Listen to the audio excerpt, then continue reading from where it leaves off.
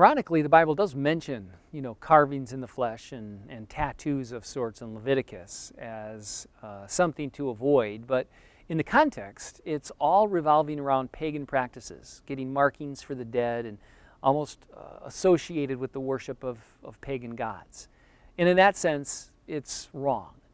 When you come to the New Testament, we're not under that same constraint.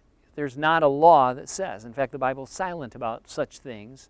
I think it comes down then to the general principles of Christianity, which is, if it's glorifying unto God, then fine. Paul says, I'll become all things to all people, and some use that verse to express let me reach out to this group, and I need to get a tattoo in order to reach out to that group.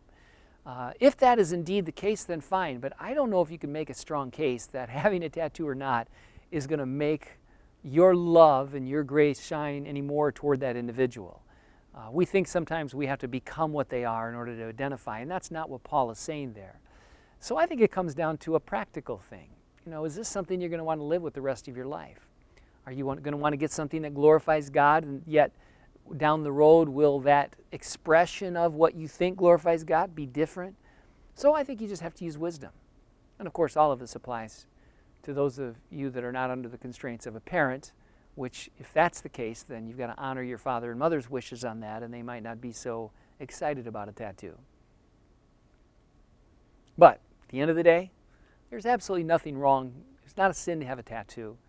If you want to minister to people, or if you have tattoos and you've come out of that life and you've been tatted all over the place, you got to be who you are. So by all means.